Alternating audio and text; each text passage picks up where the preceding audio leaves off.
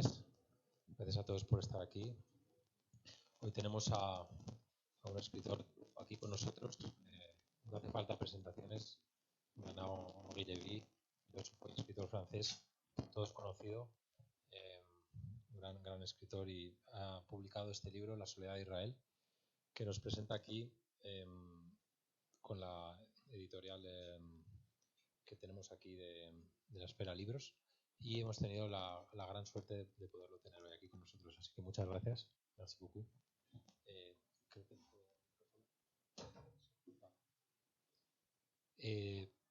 Usted ha escrito este libro después de los terribles atentados terroristas de Hamás del 7 de octubre.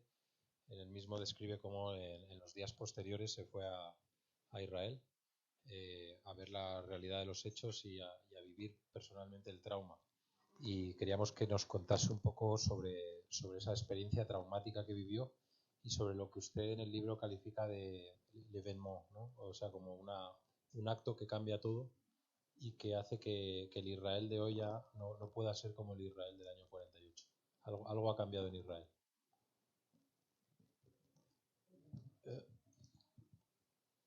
Usted me traduce como habló frases muy cortas.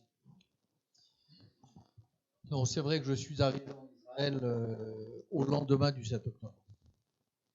Sí, hola. Sí, llegué al día siguiente a Israel. Le jour même, j'ai décidé qu'il n'y avait pas un autre. Ese mismo día, mejor. No hay lugar del mundo en el que preferiría estar que allí en Israel. Et donc j'ai été l'un des premiers Así que fui uno de los primeros à me trouver dans les villes du sud, les villes fantômes du sud. Ir a los lugares fantasma, las ciudades fantasma del sur. Ghost Town, hein, fantasma. Ciudades fantasma, sí. Okay. J'ai été j'ai été malheureusement d'ailleurs parmi les premiers à entrer dans les kibbutz martyrs. Lamentablemente fui de las primeras personas en entrar en los kibbutz mártires. Je dis malheureusement parce que, en effet, c'est une expérience que je ne souhaite à personne. Digo lamentablemente porque efectivamente no se lo deseo a nadie. Il y avait à l'époque encore des combats dans le kibbutz. En aquel momento todavía seguían los combates en los kibbutz. Il y avait encore des corps qui gisaient au sol. Aún yacían cuerpos por el suelo. Des corps de terroristes. Cuerpos de terroristas. Et des pedazos de cuerpo que no estaban atribuidos todavía, que no sabíamos a quién pertenecen. Pedazos de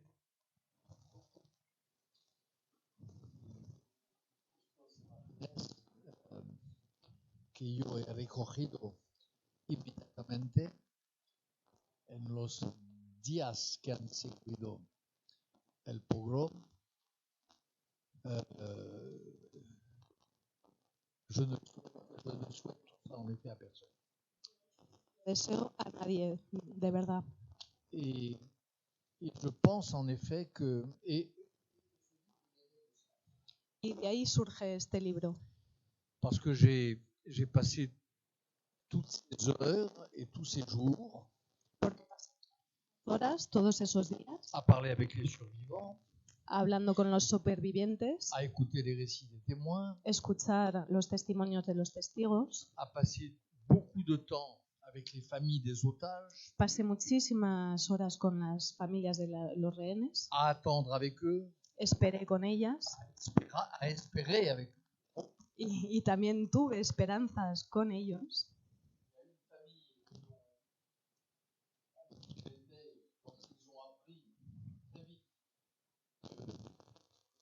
Leur enfant n'était pas otage, mais qu'il était mort.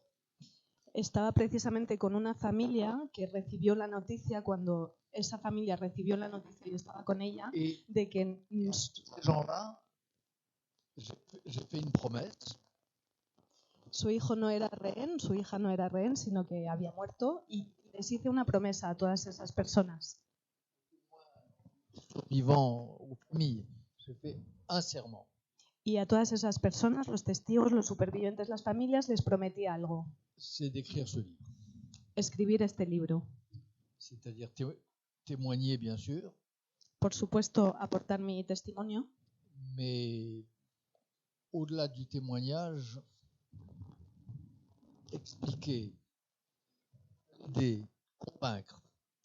pero más allá del testimonio, también tenía que ayudar a abogar. Parce que pendant que j'étais en Israël, Porque mientras estaba en Israel, dans ces jours-là, dans ces jours redoutables, durante esos días llenos de temor, j'entendais ce qui se disait en France, oía lo que se decía en Francia, ce qui se disait en Espagne, aux États-Unis. lo que se decía en España, en Estados Unidos. Je voyais tout de suite, dans les jours qui ont suivi, Enseguida vi en los periódicos, en los siguientes días, depuis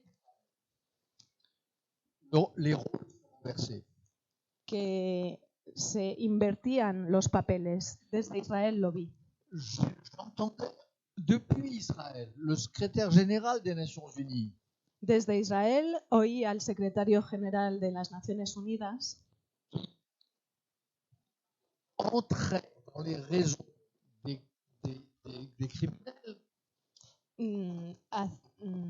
hacer suyas las razones de los criminales. Pénétraba,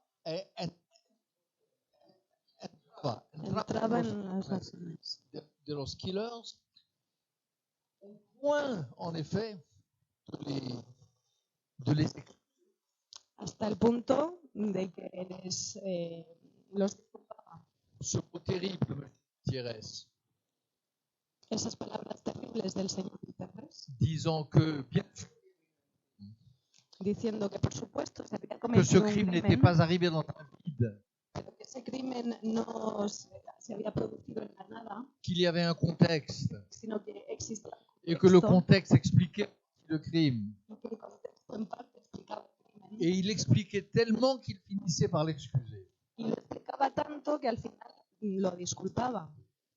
Donc, j'entendais tout ça, Yo oía todo eso. j'étais avec ses familles, j'étais avec ses survivants, Estaba con las familias, con los supervivientes, et je leur ai fait cette promesse.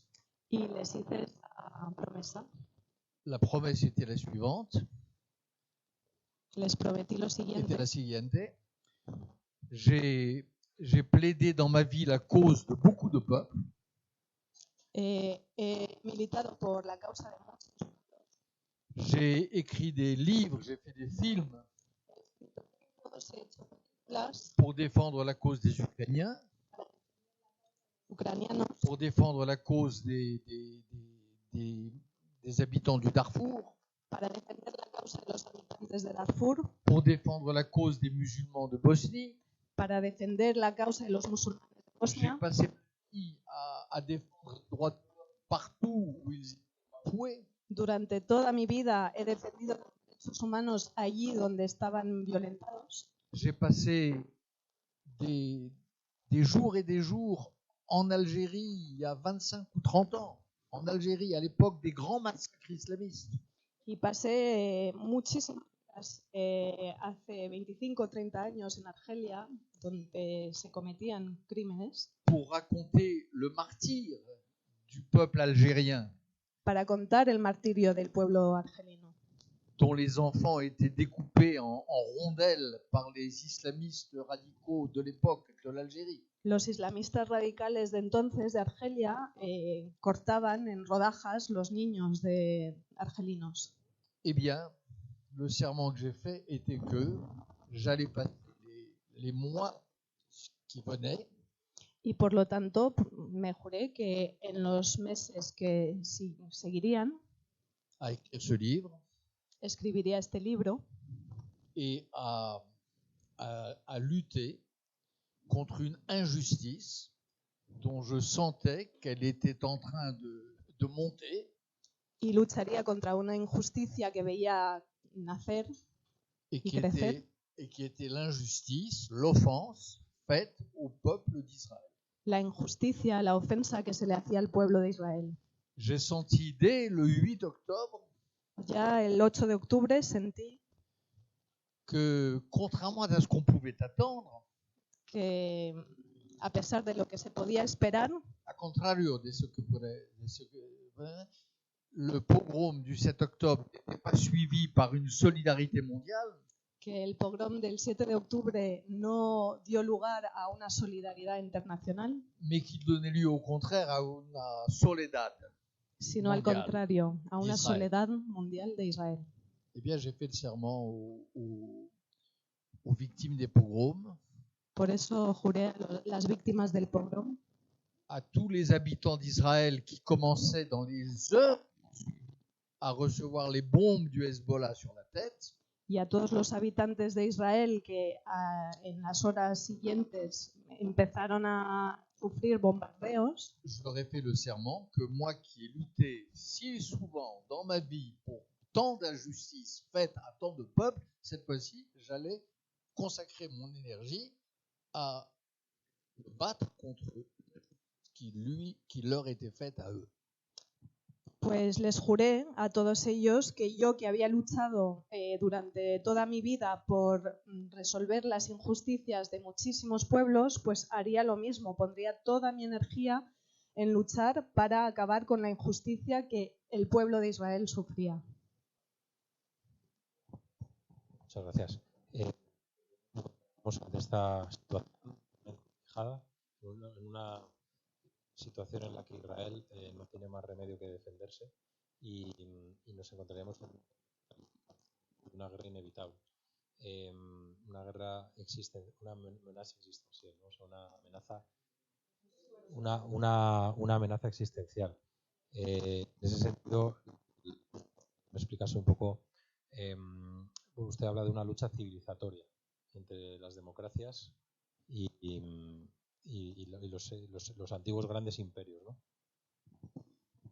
Oui, et ce massacre du 7 octobre, il est arrivé dans un monde caractérisé par ce que vous venez de dire.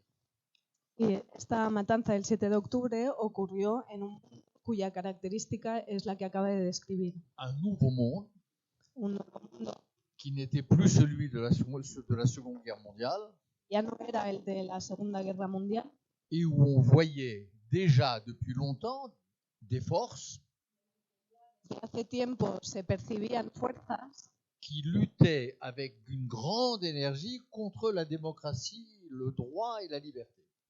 que luchaban contra la democracia, el derecho, mucha fuerza. Ces forces, et c'était pas des forces d'ailleurs, c'était des grands pays. No eran fuerzas realmente, sino grandes países. Et même plus que des grands pays, les héritiers de grandes civilisations. Y herederos de grandes civilizaciones. Voilà. Ces forces, c'était l'Iran, les ayatollahs. Era Irán, el Irán de los ayatolás. C'était la Russie de Vladimir Poutine. La Rusia de Vladimir Putin. C'était la Turquie d'Erdogan. La Turquía de Erdogan. C'était les islamistes radicaux d'Afghanistan, de l'État islamique il y a quelques années. Los islamistas radicales de Afganistán y del Estado Islámico de hace unos años. Et c'était même la deuxième puissance mondiale, c'est-à-dire la Chine. E incluso la segunda potencia mundial, China. Tous ces pays, ces 5 sortes de pays, avaient des conflits historiques. Los países vivían conflictos. Ils avaient des conflits historiques, Conflictos. des querelles très anciennes.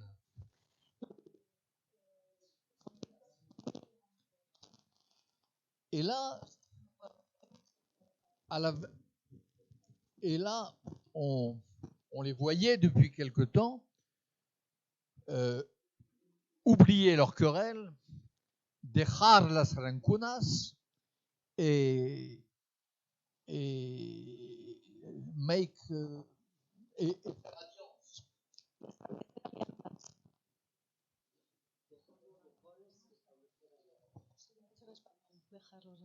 establecer alianzas y dejarlos Rincones. Voilà.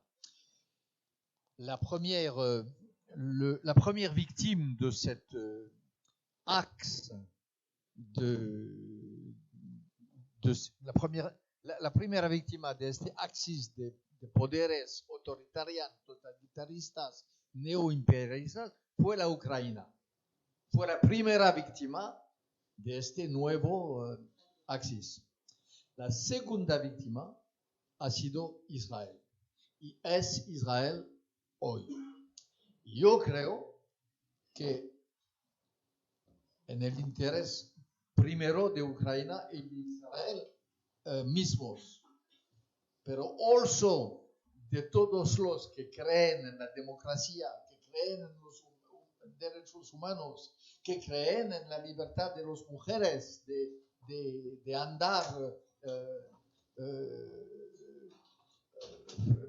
con libertad en los calles, en los intereses de todo esto, de todos estos, Israel y Ucrania deben non solamente sobrevivir, non solamente se ver defendidas en su derecho de existir, pero deben ganar.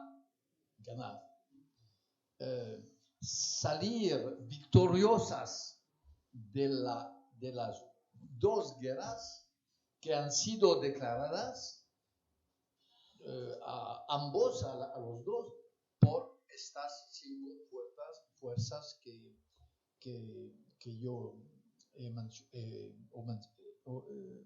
mencionadas.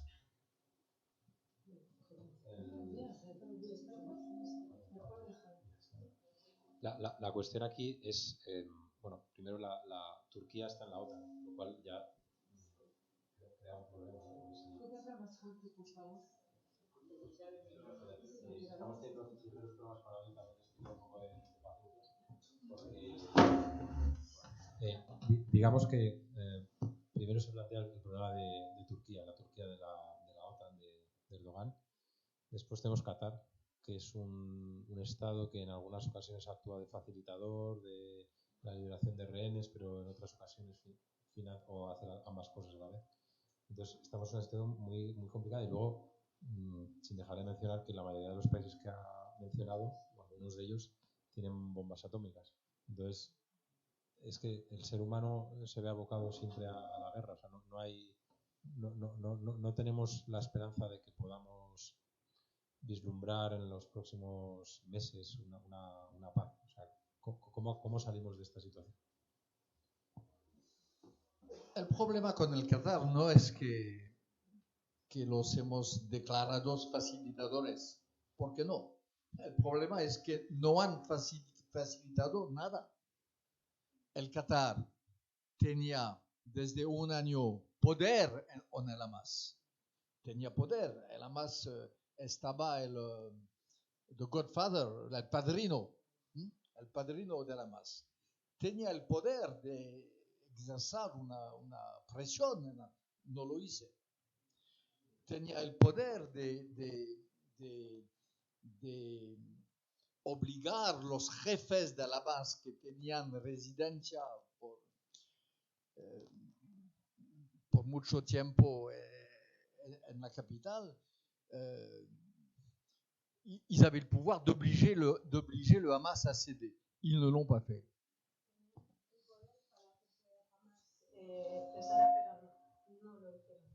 Ils avaient le pouvoir de demander au Hamas de libérer les otages sans condition. Ils ne l'ont pas fait.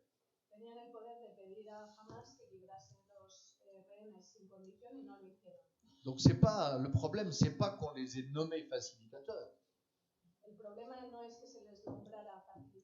C'est qu'ils aient été de très mauvais facilitateurs. Des facilitateurs de mauvaise foi. Et ça fait partie le Qatar est une des erreurs que l'Occident et les Américains ont récemment commises.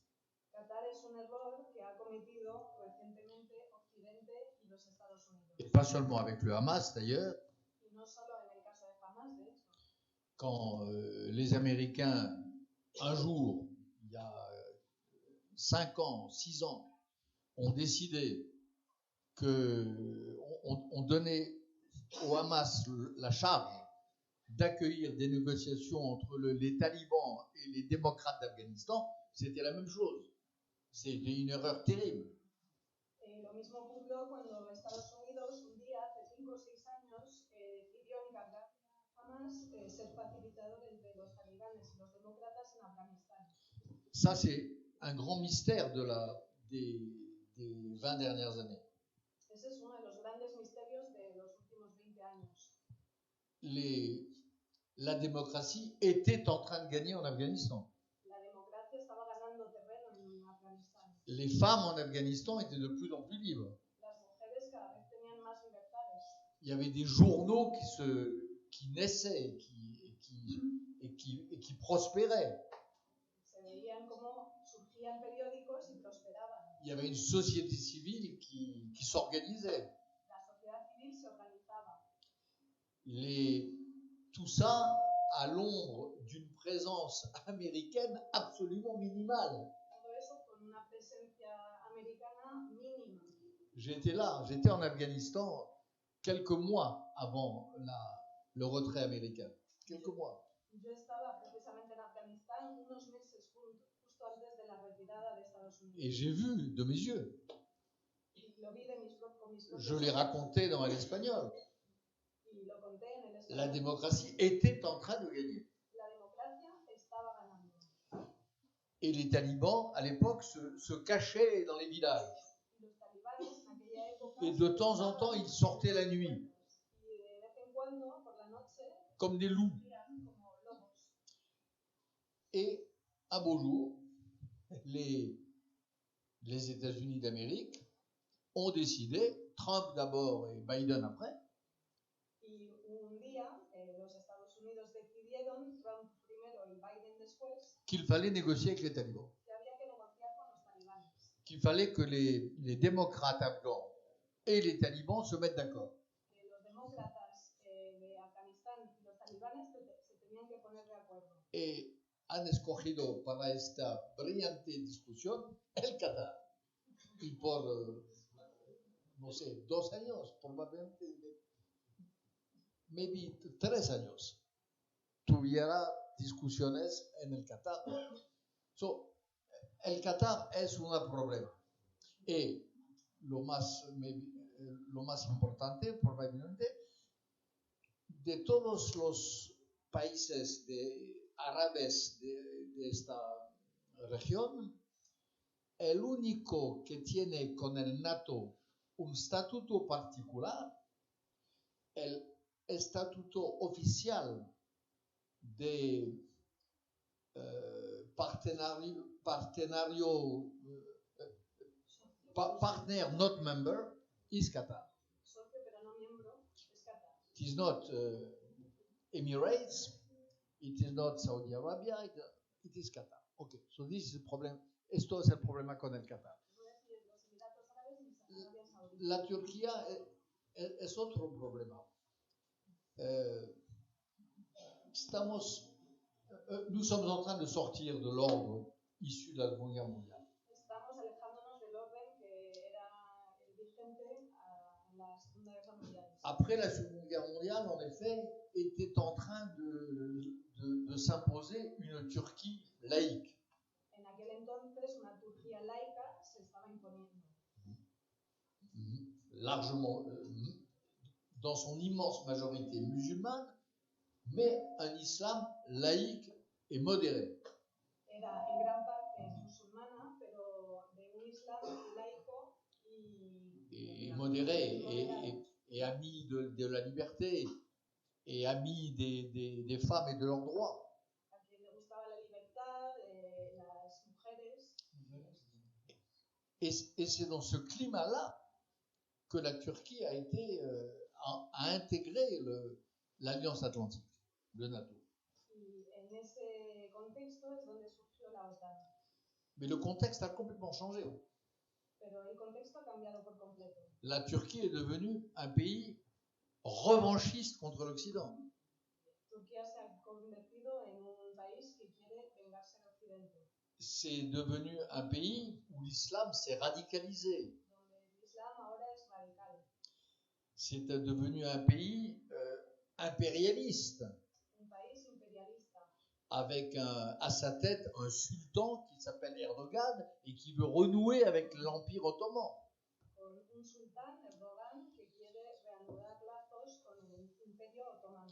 Et la Turquie est devenue un pays où, pour arriver à accomplir cet empire, les nostalgiques de l'Empire ottoman ont fait alliance avec les nostalgiques de l'Empire russe.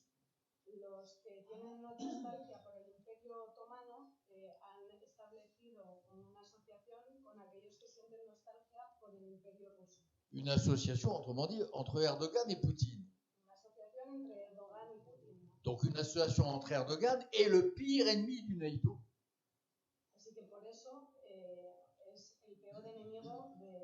Parce que le pire ennemi du NATO, c'est Poutine. C'est pas une supposition, c'est ce que dit Poutine. Poutine dit que ça, il a deux objectifs, il a trois objectifs à la vie. Détruire l'Ukraine, affaiblir l'Europe et décrédibiliser l'OTAN. La Turquie, membre de l'OTAN, s'est alliée avec ce Poutine-là.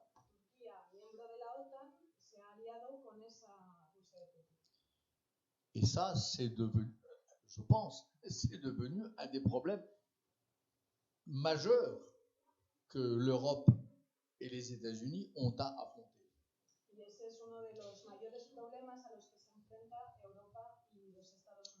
La Turquie, depuis 10 ans, par exemple, achète ses avions à l'Amérique.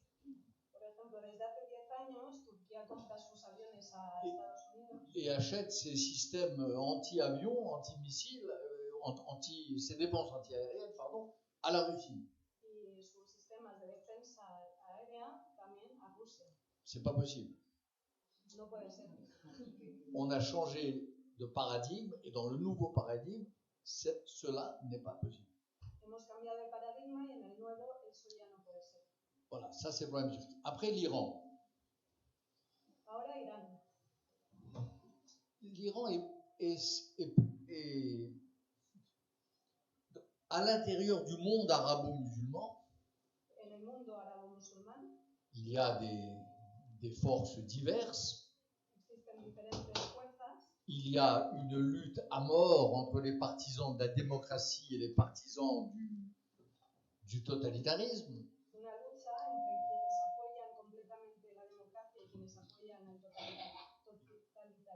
Il y a une lutte à mort entre les femmes libres et les salauds qui veulent les soumettre en esclavage.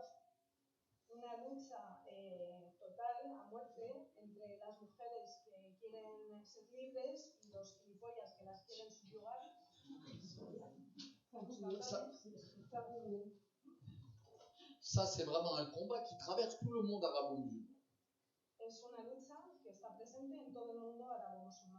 Partout.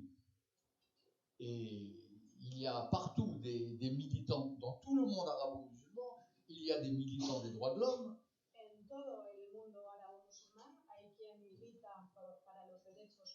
Il y a des féministes, des femmes féministes qui veulent reconquérir tous leurs droits humains.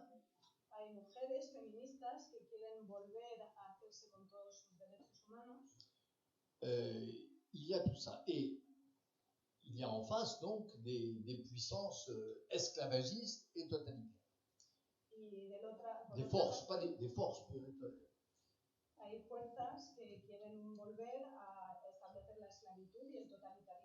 Le pays où cette bataille est la plus acharnée, où le conflit est le plus aigu, c'est l'Iran. Là, c'est une guerre à mort. Entre les femmes et les ayatollahs. Entre les militants des droits de l'homme et les fous de Dieu.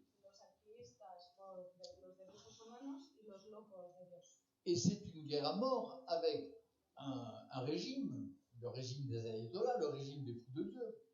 Y es una lucha a muerte contra el régimen de los ayatolás, de los locos de Dios, Qui est un régime à la fois faible, comme toutes les dictatures, que es un régimen a la vez que es débil, como cualquier dictadura, mais en même temps doté d'une force diabolique. pero que a la vez tiene una fuerza diabólica, Au bord, sur le point de se doter de l'arme la plus fatale, la plus diabolique et la plus fatale au monde. que está a punto de hacerse con el arma más letal y más diabólica, C'est-à-dire l'arme nucléaire. el arma nuclear. Le ministre des Affaires étrangères des États-Unis, El ministro de los Asuntos Exteriores de Estados Unidos, le secrétaire d'État, el secretario de Estado, a déclaré il y a quelques mois, declaró hace unos meses, le 19 juillet dernier, el 19 de julio pasado, que le régime impérialiste et dictatorial d'Iran que el régimen imperialista y dictatorial de Irán était à quelques semaines, estaba a pocas semanas de detener todos los medios, todos los devices necesarios para construir, asemblar una bomba nucléaire. Ça, c'est une situation totalement inédite. es una situación totalmente inédita. Et ce pays-là, il est non seulement l'ennemi des femmes dans son propre pays, Y ese país no solo es enemigo de las mujeres que viven en su propio territorio, il est l'ennemi du monde entier parce qu'il est prêt à l'apocalypse nucléaire, sino que es el enemigo del mundo entero porque está dispuesto a lanzar un apocalipsis mundial, nuclear, mais il a un point de doctrine pero tiene un punto de doctrina que tous les courants qui participent du régime partagent. que comparten todas las tendencias de ese régimen, Ce point de doctrine, c'est l'illégitimité d'Israël. y es la no legitimidad de Israel. Ce point de doctrine, c'est la nécessité de détruire Israël. La necesidad de destruir a Israel. Le point de doctrine, c'est avec leur arme nucléaire, Con su arma nuclear, dans quelques semaines, dans quelques mois, en unas semanas, en unos meses, de réduire Israël en cendres. harán que Israel se convierta en ceniza. Pas obtenir d'Israël un État palestinien. No quieren que Israel acepte un Estado palestino. Ils s'en foutent de ça. Les da igual. Pas un conflit territorial avec Israël, ils n'ont pas de conflit territorial. No se trata de un conflicto de territorio con Israel. L'Iran a déclaré la guerre totale à Israël. Irán ha declarado una guerra total contra Israel. Et la guerre totale, ça veut dire la guerre d'annihilation. Y una guerra total significa una guerra de aniquilación. C'est un concept sur lequel le grand théoricien de la guerre Clausewitz a beaucoup réfléchi. Es un concepto en el que ha reflexionado mucho el teórico de la guerra, Clausewitz. Et ça veut dire, la guerre totale, une guerre qui n'aura de fin La guerra total solo tomará punto final que lorsque le pays ennemi sera entièrement réduit en cendres. cuando el país enemigo se convierta en cenizas completamente. Et ça, c'est pas ce que disaient les Égyptiens il y a 10 ans, Y eso no es lo que decían los egipcios hace ou, 10 años, ou les Jordaniens il y a 20 ans, o los jordanos hace 20, ou les Palestiniens il y a 30 ans. o los palestinos hace 30. Ça, c'est très nouveau. Esto es completamente nuevo. L'idée que la première cible d'une arme nucléaire sera destinée à réduire le pays ennemi en cendres, c'est là encore un paradigme nouveau. Esa idea como de usar el arma nuclear primero para reducir a cenizas el país enemigo, Israel, es totalmente nuevo. Et contrairement à ce que croient les stratèges en chambre, cette menace-là, il faut la prendre au sérieux. Y contrariamente a lo que piensan los estrategas de pacotilla, hay que tomarse esas amenazas en serio. En général, il faut toujours prendre au sérieux ce que disent les dictateurs. Es lo que hay que hacer en general con todo lo que dicen los dictadores. Mais en particulier avec des dictateurs aussi fanatiques que les dictateurs iraniens. Pero especialmente con los dictadores tan fanáticos como son los iraníes. Des dictateurs qui croient que la plus belle destinée pour un homme est de mourir pour accéder au paradis tel que l'islamisme radical le décrit. Cela, il faut les prendre très au sérieux. Esos dictadores que creen que el mejor destino, el más bonito, es morir para poder acceder al paraíso. Al paraíso de los mártires, de mártires. De los mártires. Voilà. Eso es lo que dice el Islam radical. Voilà. Donc ça, c'est les trois pour répondre à para responder a su cuestión.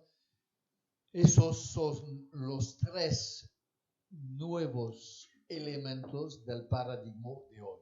Y eso es el paradigma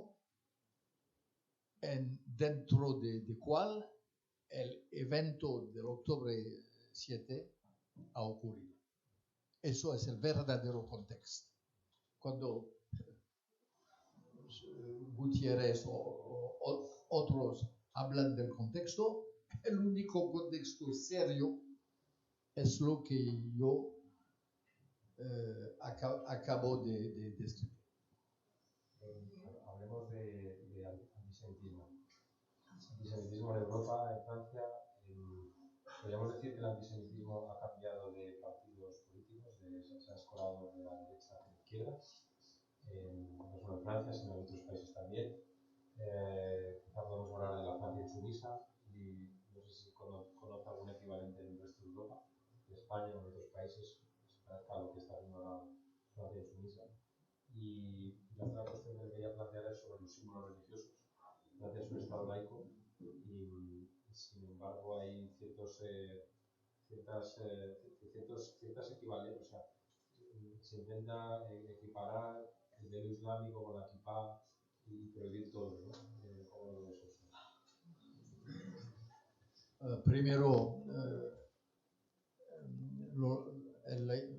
d'abord sur la question de la laïcité.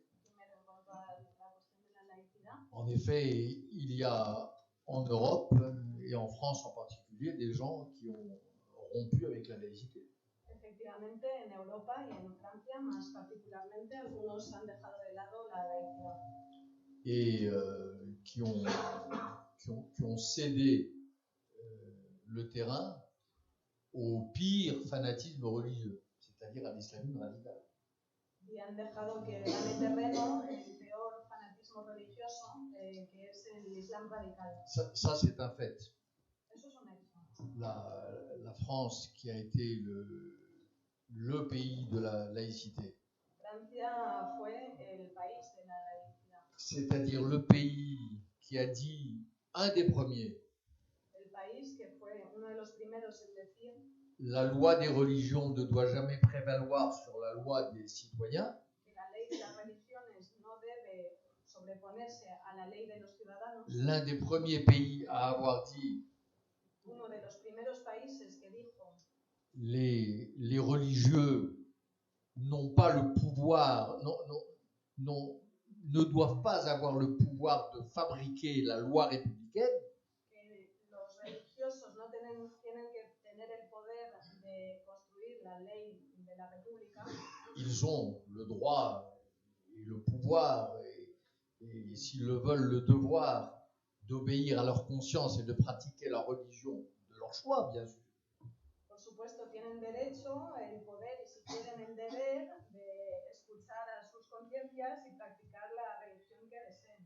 Et la France est pour un laïc une patrie pour toutes les religions du monde.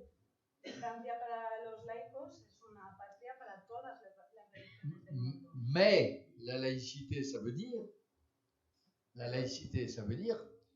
que la religion n'a rien à dire sur la loi républicaine. Pero la laicidad significa que la religión no tiene nada que decir en cuanto al derecho de la república. Donc ce pays-là, la France, Así que ese país, Francia, vous avez raison, est un pays où aujourd'hui nous avons des débats sur le fait qu'on devrait écouter des islamistes radicaux quand ils recommandent le port du voile à leurs femmes. Es un país donde se debate si habría que escuchar a los islamistas radicales cuando quieren imponer el velo a las mujeres. Donc c'est un pays où la laïcité est en recul. Así que la laicidad está perdiendo terreno. Ça c'est votre deuxième question.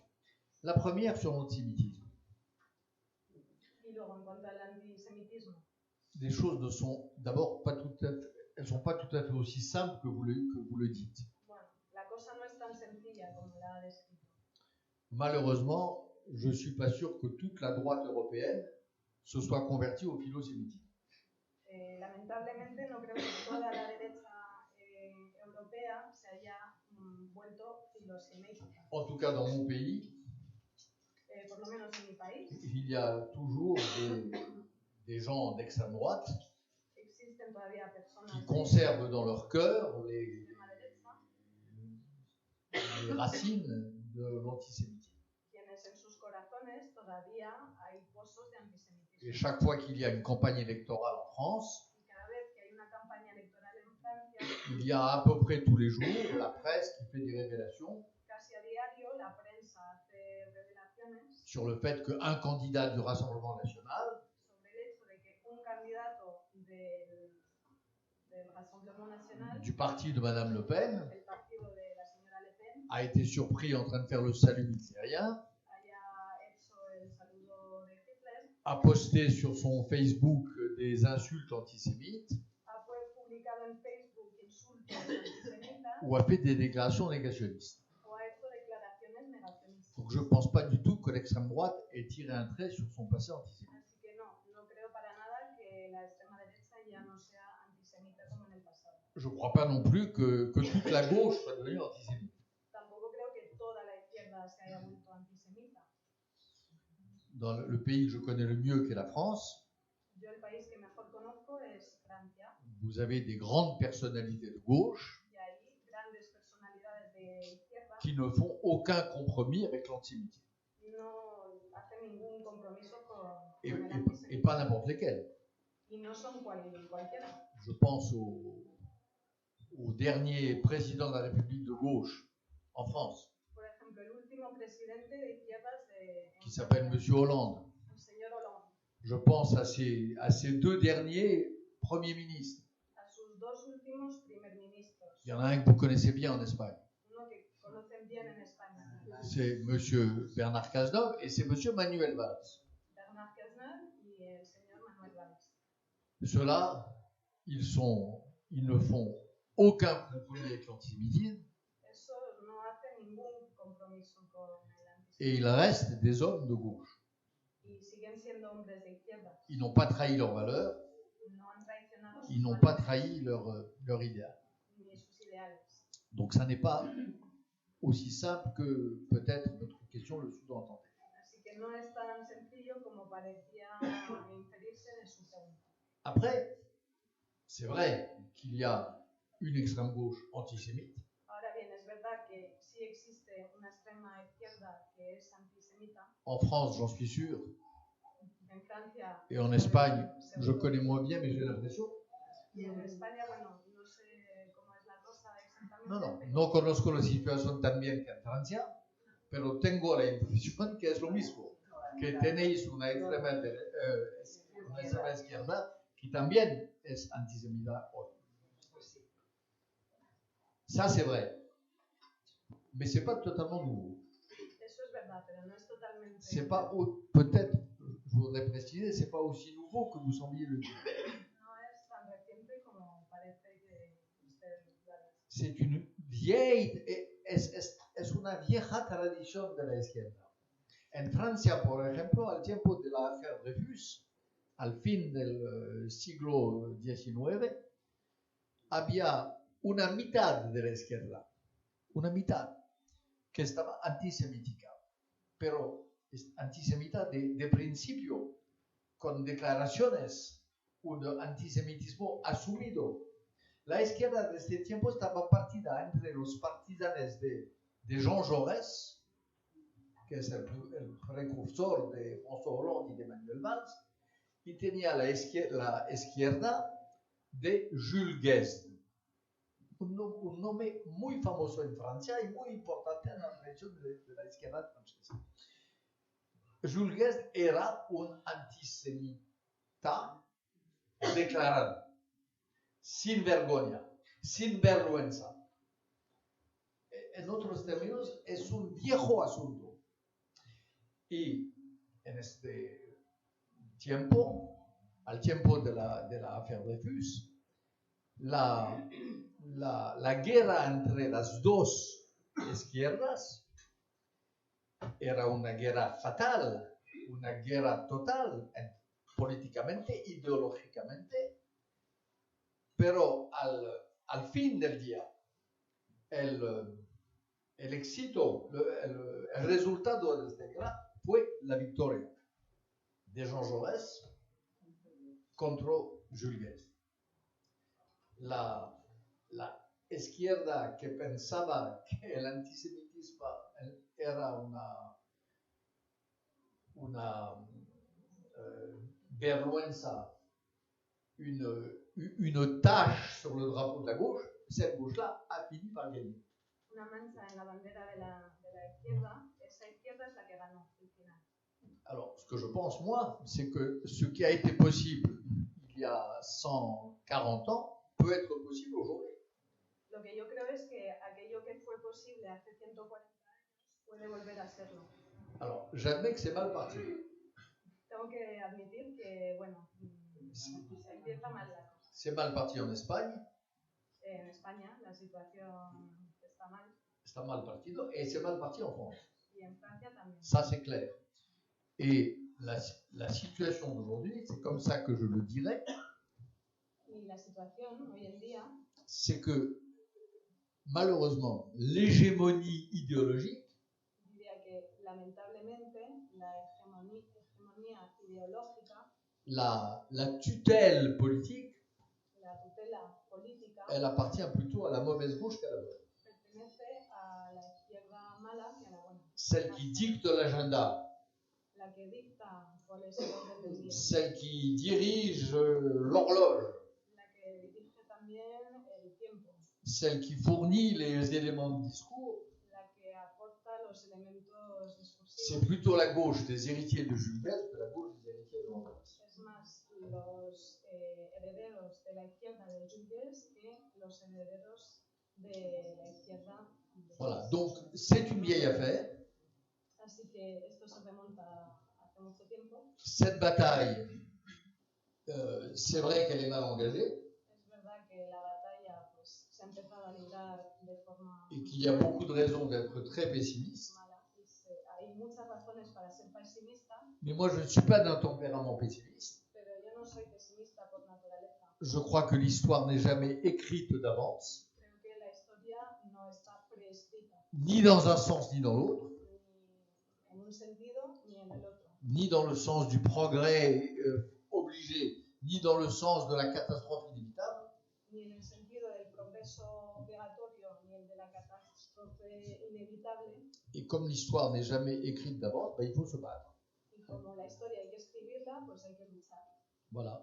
Et il est, pour moi en tout cas, je refuse d'admettre comme un fait définitif que l'antisémitisme ait gangréné la gauche.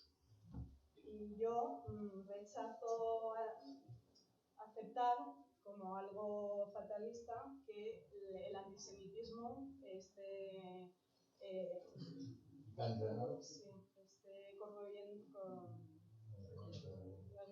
corroyendo la izquierda. Definitivamente. Una última pregunta, porque ya estamos quitando mucho tiempo. Sería, si tuviese una bola de cristal, por introducir un mensaje de esperanza, lo ideal sería, pues eso, una Rusia derrotada, una Ucrania liberada y una solución de los estados en Oriente Medio donde Israel pueda convivir pacíficamente con su vecino Palestina. ¿Usted cree en ese mensaje positivo o cree que la realidad es más bien otra? ¿Cómo visualiza de aquí a 10 años la situación geopolítica en esas áreas? D'abord en Israel, si hablamos de esperanza, la primera esperanza de todas, la condición de cualquier esperanza, es la victoria de Israel. La victoria, no la self-defense. Todo el mundo habla del derecho de Israel de defender su mismo. Pues, of course, bien cierto, Israel tiene el derecho de defender sus fronteras. Todos los estados del mundo, y de los peores, tienen este derecho. El derecho, el deber, la necesidad que tiene Israel hoy, per sí mismo y para el mundo, es de ganar. No podemos hablar de esperanza sin eso primero de todo. First thing. La deuxième chose, le deuxième espoir que l'on peut nourrir aujourd'hui,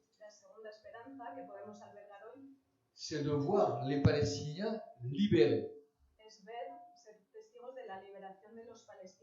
Pas libérés d'Israël, libérés de leur leadership, libérés de leurs mauvais bergers, malos, libérés de ceux qui les entretiennent dans le rêve fou et criminel de la disparition d'Israël. Aquellos que alimentan ese sueño loco y criminal de que desaparezca Israel. L'espoir, c'est que les Palestiniens se réveillent de leur cauchemar. La esperanza es esa, que los palestinos se despierten de esa pesadilla. Il y a des exemples dans l'histoire de peuples qui ont été envoûtés. Ya tenemos ejemplos de pueblos así en la historia que han pasado por la misma situación. Des exemples de peuples qui ont vécu dans un état de somnambulisme.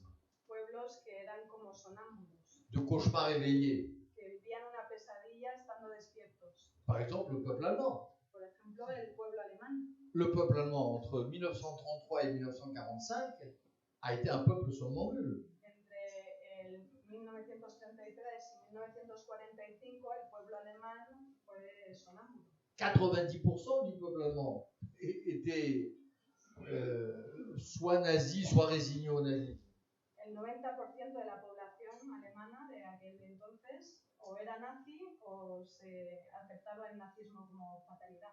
Et puis un beau jour, le peuple allemand s'est réveillé. Y un día el pueblo alemán se despertó por fin. Vraiment un beau jour et vraiment réveillé. De verdad, repentinamente y se despertó. Un beau jour, ça veut dire quelques années. Bueno, peut-être, mais à peine. Mais à peine. Et l'Allemagne est devenue une démocratie exemplaire. Y Alemania se convirtió en una democracia ejemplar. Pourquoi? Parce que le nazisme a été vaincu. ¿Por qué? Pues porque se derrotó al nazismo. Pas cesser le feu. No es que hubiese un pas accord négocié. Y no se hicieron negociaciones. Pas réformé de l'intérieur. No se hizo ninguna vaincu. Reforma interna, sino que se derrotó al nazismo. Détruit l'appareil militaire et l'appareil politique. Se destruyó el aparato militar. Et ce jour-là, l'Allemagne a été délivrée. Y ese día supuso la liberación. Le peuple somnambule s'est réveillé. El pueblo sonámbulo se despertó. Donc l'espoir que l'on peut nourrir aujourd'hui, c'est que le même genre de choses arrive au peuple palestinien. Así que la esperanza que podemos albergar hoy en día es que lo mismo les ocurra al pueblo palestino. Là, le cauchemar du peuple palestinien, ça fait pas 12 ans qu'il dure, ça fait des décennies. La pesadilla en la que está inmersa el pueblo palestino no es que dure desde hace 12 años. Ça fait des décennies que le peuple palestinien est drogué à la drogue dure de l'islamisme radical, de l'antisémitisme, de la haine de soi aussi. Hace décadas que se lista al pueblo palestino esa drogadura del islam radical, del antisemitismo y del odio hacia sí mismo. Et néanmoins, je pense que là aussi, il peut y avoir un réveil. Y a pesar de ello, creo que se puede llegar a despertar. Et je pense que si ce réveil a lieu, ça peut aller très vite. Y si se despierta, creo que las cosas ocurrirán muy rápidamente. L'histoire c'est bizarre. parfois elle va très lentement, puis parfois elle s'accélère. La historia es muy rara. A veces transcurre muy lentamente y a veces muy rápidamente. Tout le monde pensait en 1940 que le Reich allemand était l'empire nazi était un empire pour 1000 ans. Beaucoup de gens pensaient ça. Tous les Allemands pensaient. En el año 1940, muchos alemanes pensaban que el Reich alemán, el imperio nazi, duraría durante años y años, 1000 años. En 1988, En el 88, le monde entier pensait, la plupart des esprits libres du monde pensaient que l'Union soviétique c'était aussi pour toujours. el mundo entero, muchísimos espíritus libres, mentes libres, pensaban que el imperio soviético Et que si ça devait finir, ça mettrait beaucoup de temps. La libération de l'Europe, de l'Europe centrale, la Pologne, la Tchécoslovaquie, on pensait que si cette partie de l'Europe se libérait, ça prendrait un temps infini. Y de hecho se pensaba que se tardaría muchísimo en terminar.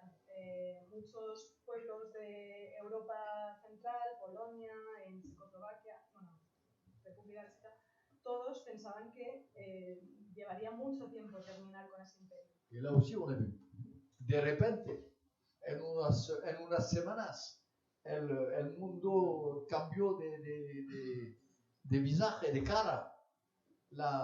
La Europa captiva, prisionera, como decía Milan Kundera, la Europa captiva de Europa Central se ha liberada de repente, de un día al otro.